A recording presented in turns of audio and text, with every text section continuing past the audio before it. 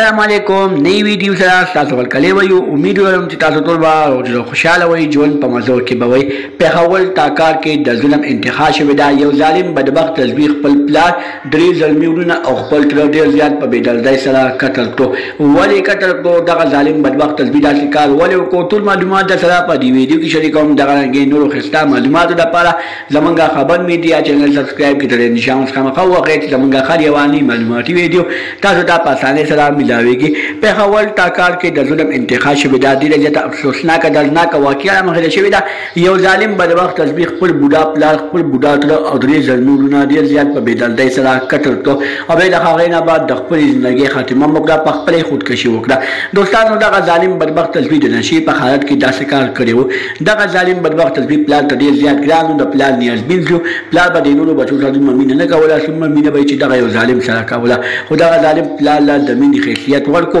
پلار چې به ورسره څومره مینه کوله او د خپل پلار قتل وکړو بیا د خپلو دریو شاظلمو وروڼو قتل وکړو او بیا د خپل بوډا تره ډېر زیات په بېدردۍ سره قتل وکړو او بیا د هغې نه بعد هغه په ځان باندې پوه نه شو او په خپله خو خودکشي وکړه په خپله مې ځان په هغه تمانچه باندې وویشتو دوستانو مور او پلار یې وایي چې دا موږ ته ډېر زیات ګران و د نشې نه کولې ځینې خلک په ده باندې هسې پراپیګنډي لګوي چې د نشې کولې په دغه وخت کې پلار ته یې تمانچه وه پلار یې تمانچه چک کوله خو چې ده ترې نټه یې تمانچه واخېسته نو د نه په هټۍ کې پلار ولګېدو بیا دا ویېدو خپل درې ظلمي وروڼه یې وویشتل ترې وویشتو او د هغې نه بعد خپل ځان هم وویشتو دوستانو د دغه رنګې نورو ښایسته معلوماتو لپاره زموږ خبر میډیا چینل سبسکرایب کړئ د نشان ورڅخه مخه ووهئ چې زموږ هر یواني معلوماتي ویډیو تاسو ته په اسانۍ سره ملاویږي والسلام